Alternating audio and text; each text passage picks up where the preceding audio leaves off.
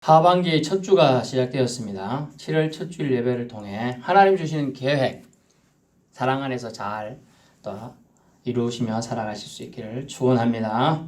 오늘은 교회력에 따라서 맥주 감사 주일로 지킵니다. 맥주절은 구약의 오순절로 불리는 날입니다. 이스라엘에 있어서 가장 큰 농경 축하 행사제인데요. 6월절 이후 안식일 다음 날부터 49일 지난 날 77절, 77이 49, 이때부터 벌써 곱셈이 나왔네요. 77절 오순절이라 하여 불리며 지키게 된 절기가 되겠습니다.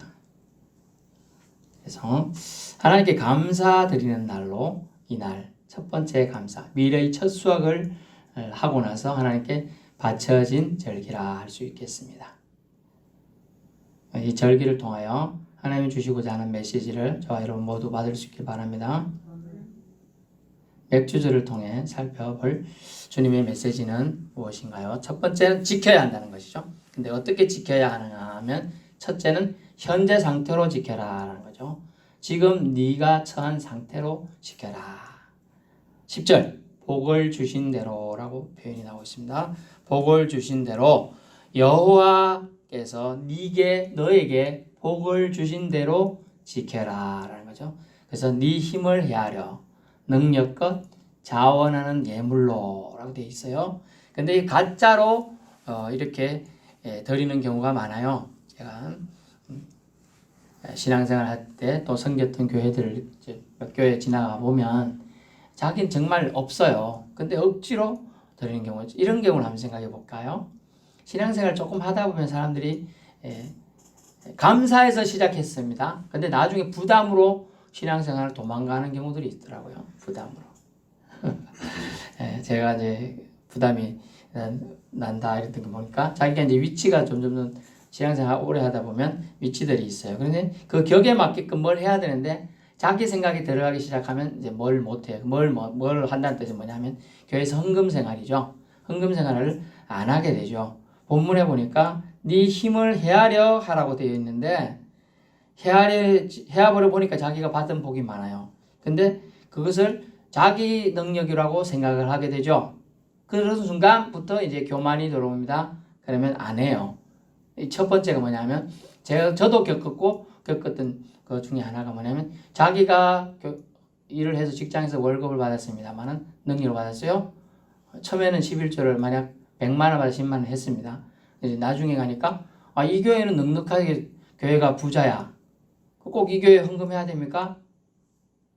그러면서 제가 약한 교회, 개척교회 도와주겠습니다 하고 말을 하고 다른 교회 할 수 있겠죠? 그죠? 그런 사람을 많이 봤고요. 실제로 그랬습니다. 그건 나쁠까요? 아닙니다. 괜찮습니다. 근데 중요한 건요. 그런 의도에 벌써 이제 뭐가 들어가요? 뭐냐 하면 내가 다른 교회, 약한 교회 도와주겠습니다 했어요. 근데 처음에는 한두 번 하는데 잊어버리고 나중에 안 한다는 거예요. 그게 이제 그걸 사탄은 노린 거예요. 아니, 다른 교회 도와주는 게 나쁜 게 아니 절대로 하나님은 저기 하나님 여기 하나님 똑같아. 그죠? 저쪽 교회 저기 똑같다니까요. 거기에 풍성하니까 거기에는 한 주에 몇 억씩 나오는데 그 몇십만 원 해도 아무 표가 안 나요. 저쪽 교회는 한 주 내내 해도 7만 원밖에 안 들어온대. 우리 노예도 본게 있더라고요. 그런 교회. 너무 힘들게 사는 교회가 있어서 제가 여러 사이드로 좀 도와주고 있는데 힘들어요. 뭐 아예 자녀 둘이나 있는데 너무 힘들어. 그래서 제가 그렇게 도와주고 있어요. 그런데 그런 생각이 처음에는 다르게 도와주게 할지만 나중에는 안 된다는 거예요. 헤아려 근데 헤아리지 않아 이제. 그래서 위험해요. 그래서 그 부분이 나오는 게 본문의 오늘 내용이죠. 복을 주신데 네 힘을 헤아려 해야 되는데 헤아리는 잘 볼 수도 있겠지만 그 다음에 자원하는 예물에서 자원하지 않아요. 서서히. 전에도 말씀드렸지만 이 근처에 아는 분인데 땅을 팔았다고 소문은 잘 내요. 내가 땅을 팔았다. 10억 받았다. 11조 얼마예요? 1억이에요. 아이고 1억. 저도 못할 것 같은데? 소문 안 내던지요. 왜 그래요? 그래가지고 그 교회 목사님 또 이런 분들이 시험이 들어요. 말이나 하지 말고 그랬으면 되잖아요. 내가 땅 잘 팔리면 기도해 주세요. 잘 팔리면 헌금하겠습니다. 분명히 그랬대. 근데 안 하잖아요. 차라리 말 안 하고 안 해도 돼요. 하나님 뭐 그건 모를까요? 하지만 그렇다는 거예요. 그래서 오늘 보면 이게 복을 주신 대로 해야 하는데 쉬울 것 같은데 어렵다는 거예요. 그래서 제가 지난주에 광고를 안 했습니다만은 맥주 감사주일인데 여기 뭐 하나 갖고 올까 싶어서 했는데 아무도 안 가져왔어 지금. 우리 추수감사 때는 제가 가져오라 하잖아. 근데 말하고 안 하고 한 차이를 본다 하고 지금 사실 그랬어요. 그래서 사모한테도 넌지 때는데 사모도 안 갖다 놨네 본게. 뭐 좀 갖다 놓으라 했는데. 원래 맥주들도 여기 원래 호박이나 뭐 이런 거 나오잖아요. 가지나 하여튼 뭐 참외도 갖다 놓을 수도 있고. 하여튼 그렇다는 거예요. 제가 꼭 그러라는 얘기는 아닌데 예고하고 안 하고의 차이가 이만큼 큽니다. 그래서 성경엔 그래서 사람들이 자꾸 딴소리 하거든. 그래서 써놓은 거예요. 지금 정확하게 네 복을 헤아려 가지고 자원하는 예물을 드리라 했는데 자원 안 해요. 억지로 해요. 억지로. 근데 하나님은 억지로 하는 순간 그거 안 받아요. 그러니까 할 필요 없죠. 하지 마세요. 차라리 자원하는 마음으로 억지로 할 때는 하지 말라는 거예요. 그리고 우리 성도들도 그런 부분들에 자꾸 사탄이 시험을 줍니다. 어제 며칠 전에 또 지난주에 본 거예요. 한 명이. 제가 이 양복을 하나 바꿨는데 여러분 보기 위해서 제가 협조를 할게요. 이 색깔이 뭘로 보여요? 남색인가? 일단 뭐 그렇습니다. 근데 이 가격이 얼마인 줄 알아요? 99만 원. 제가 뭔 돈 있어 사겠어요. 제 조카 한 명이 제대를 했어요. 하동에서 근무했는데 감사해서 옷을 한 거예요. 여러분 조카에서 우리 수환이랑 동갑인데 생일이 빨라가지고 제대하면서 장교로 제대했기에 좀 더 많이 먹었겠죠. 그런데 감사한 것도 좀 많이 했더라고. 하고 이거 또 양복도 주고. 제가 자랑하는 이유가 뭐냐 하면 선감사. 자기가 이제 제대 후에 하나님이 인도하실 걸 제가 기도도 했지만은 인도하실 하나님을 기대하고 먼저 감사하는 거예요. 그거 쉬운 게 아니거든요. 물론 부모가 예꿀질해가 야 해라 했을 수는 있겠습니다.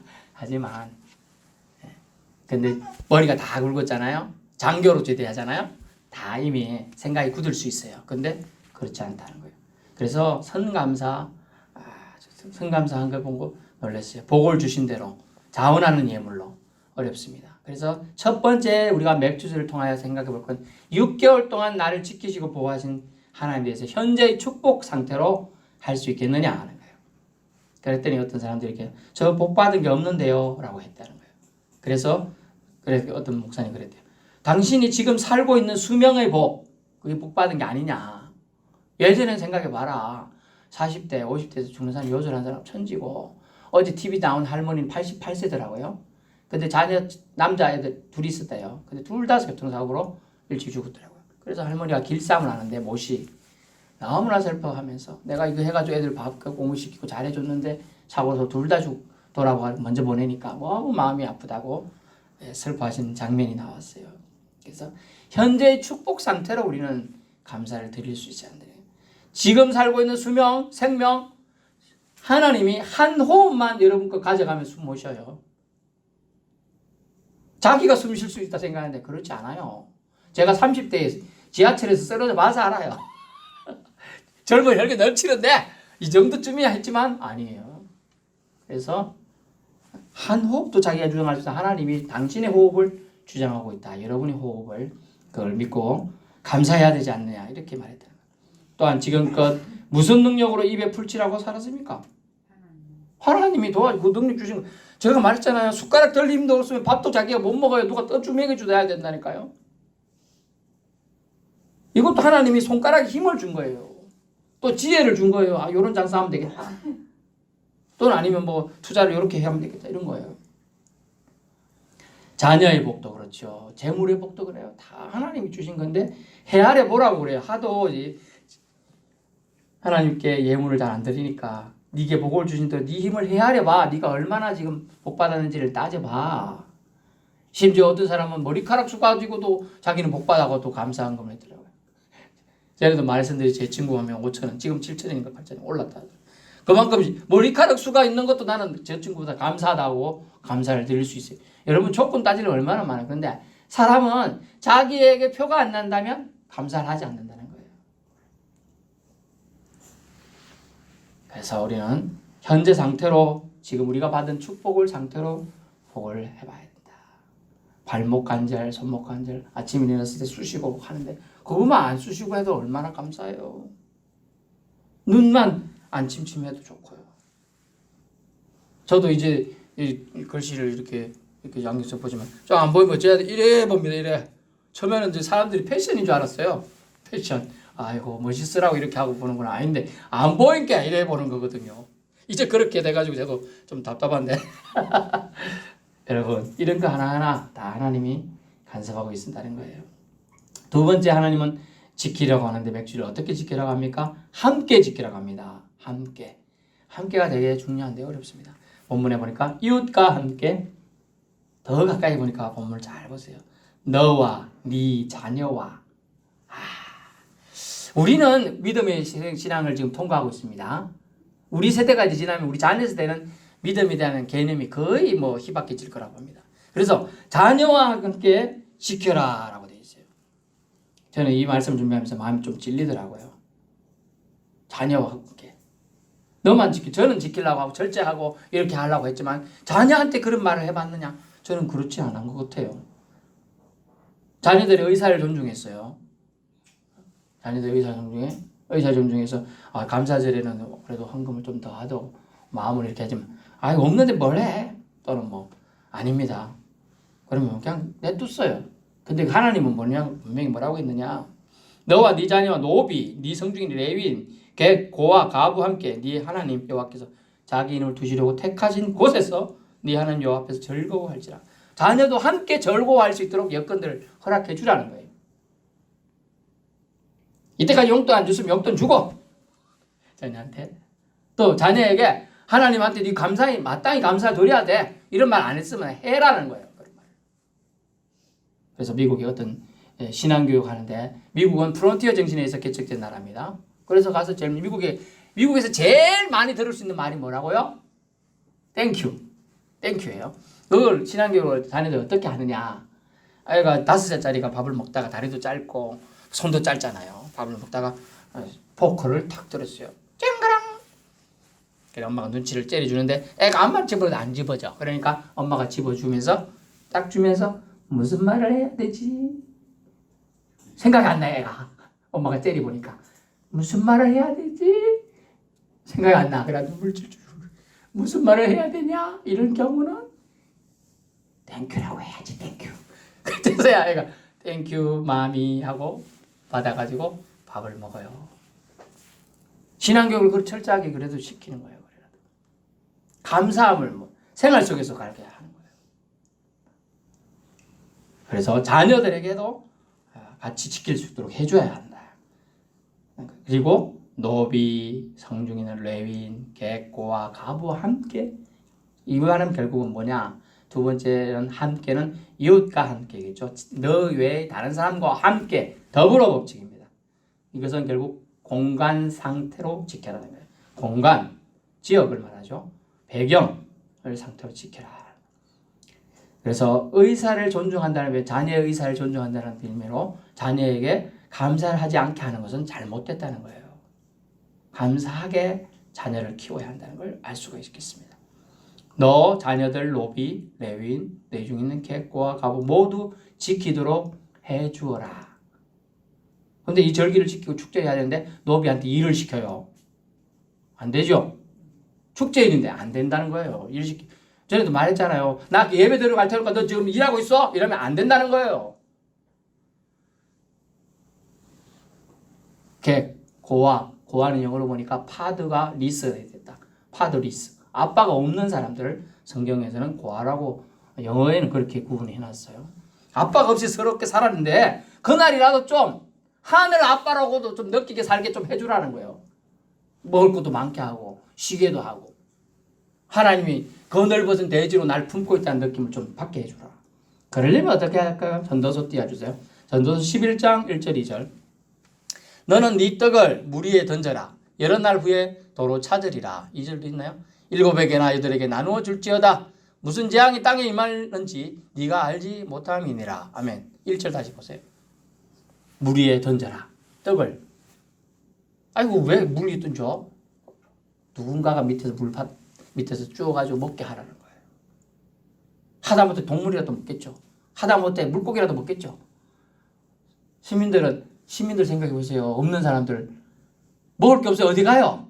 물 마시러 가요. 물로 배 채우는 거예요. 저도 점심 뭐 제대로 집에서 못 싸왔을 때는 그냥 수도가 가서 물 마셨어요. 물 마시러 가다가 떡이 둥둥 떠내려 오거든.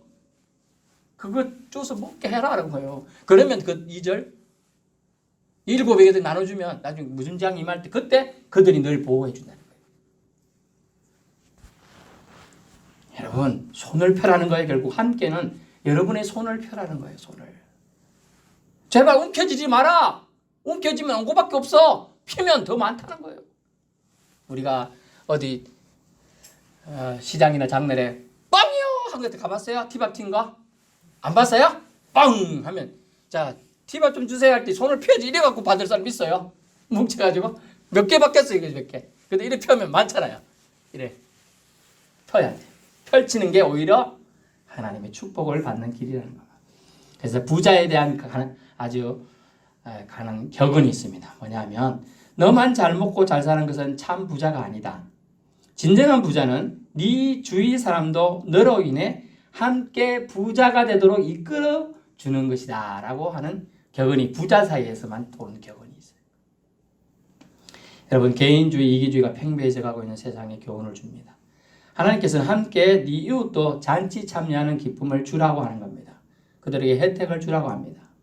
그리고 그걸로 인해 그들이 즐거워하게 해주라는 거예요. 즐거워. 11절 끝 부분 보세요. 네 하나님 여호와 앞에서 즐거워할지니라. 여러분 먹을 게 가장 어떨 때 기쁘다고 해요? 먹을 때 기뻐요. 먹을 때. 자기가 좋아하는 음식 먹을 때. 그때 만면의 얼굴에 미소를 띠고 먹어요.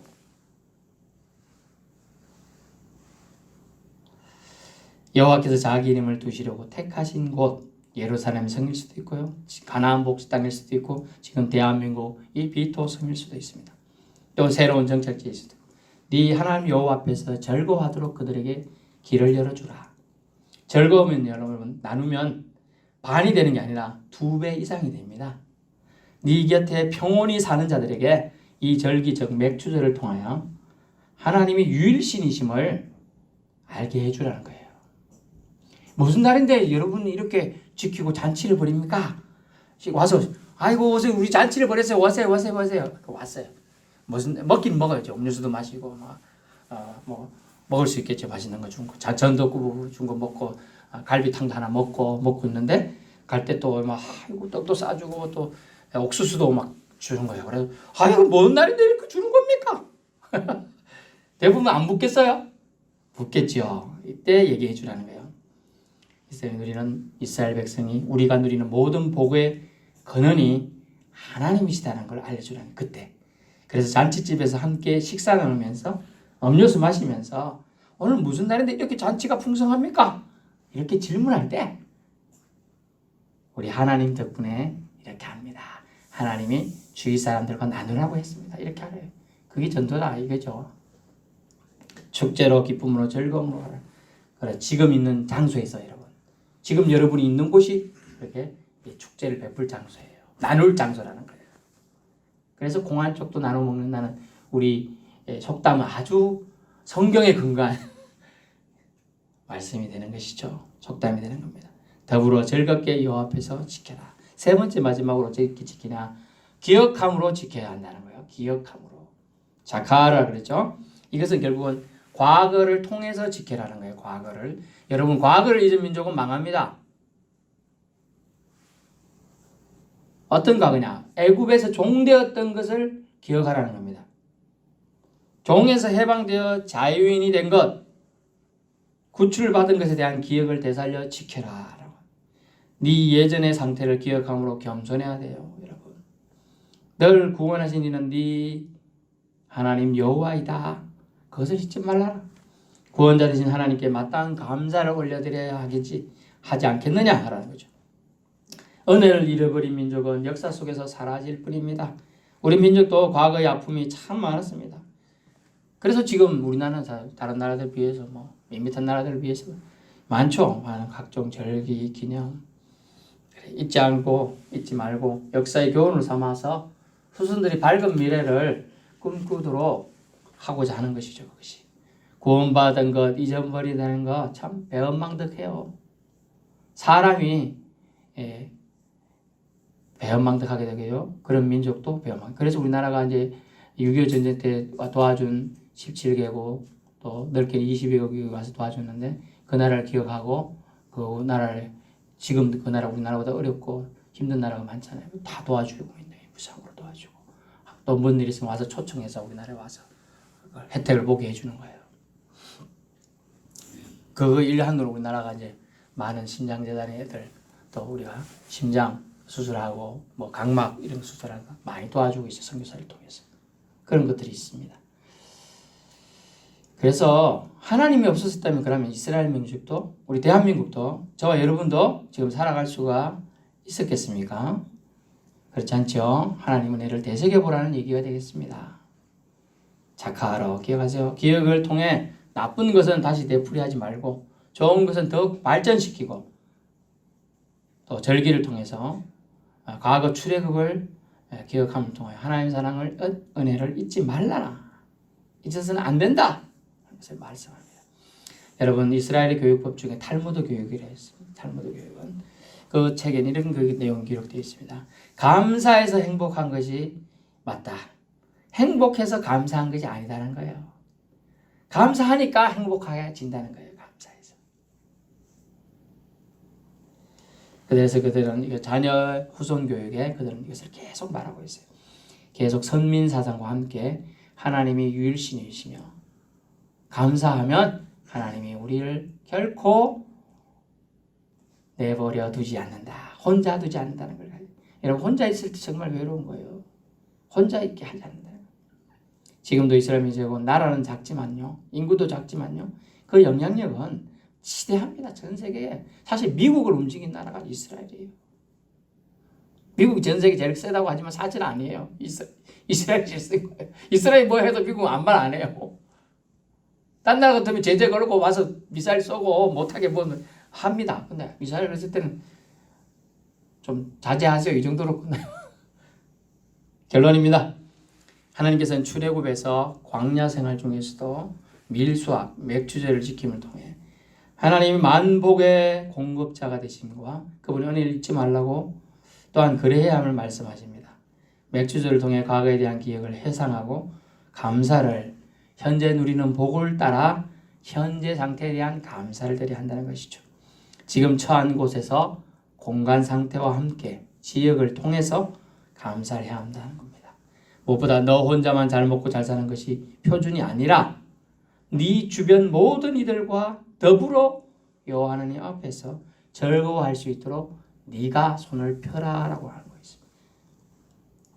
이는 무기력하게 나약하게 노예 생활하던 때 장소에서 구출하신 여호와 하나님을 기억하고 그분께 감사함은 인간의 마땅한 도리이며 기본이라 하십니다. 그러므로 맥주절기를 통해 우리도 반년을 지키시고 보호하신 하나님의 사랑과 보호하심에 감사한 행동을 하여야 될 줄로 압니다. 성경은 네 능력대로 네게 주신 복을 따라 자원하는 예물을 드리라 하셨습니다. 또 주의 너를 제외한 네 이웃에게 자녀를 포함해서요. 하나님 백성으로서 하나님께 예배함을 통해 네가 하나님 잘 섬기는 또 하나님을 기뻐함을 얼마나 중요한 것을 그들에게 너의 믿음을 통해 보여주고 표현하라고 합니다. 그들에게 손을 펴을 통해 나눔을 통해서 음식, 물건, 음료수, 심지어 구원까지 말이죠. 믿음은 아는 것으로만 족하지가 않습니다. 완성되지가 않습니다. 실천이 반드시 따라야 돼요. 야고보서 1장 22절요. 야고보서 1장 22절 같이 봅니다. 너희는 말씀을 행하는 자가 되고 듣기만 하여 자신을 속이는 자가 되지 말라. 아멘. 네, 똑같죠. 우리가 말씀을 듣기는 들어요. 그래서 현대인의 병이 뭐냐 하면 귀는 높아졌다. 말씀 들을 수 있는 거리는 많죠. 예배를 안 하도 유튜브를 켠다든지 TV 심지어 인터넷만 켜도 쫙 골라서 들을 수가 있어요. 귀가 수준이 높아져요. 하지만 뒤에 보세요. 듣기만 하여 자신을 속이는 자가 된다는 것이죠. 귀는 높아졌지만 자기는 안 한다는 것이죠. 실천은 없어요. 이것이 현대 기독인의 고질병이에요. 이 병 때문에 많은 신자들이 믿음을 버렸어요. 저 사람 때문에 내가 믿음 생활 못하겠다. 너무 덕분에 믿음 생활 해야 될 텐데 저 사람 때문에 핑계거리가 딱 제공이 되는 것이죠. 듣기만 하여 속이는 자들 때문에 그렇죠. 신앙은 뭘까요?